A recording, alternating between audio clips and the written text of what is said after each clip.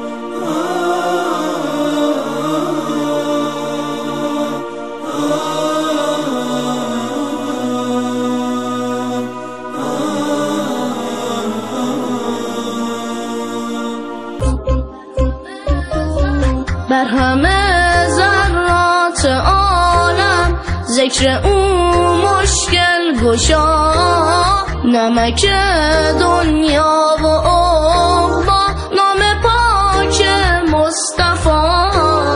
یاسمن لال عقاقی گیرد از نامش صفا، آسمان ها دشت و صحرا میزند او را صدا.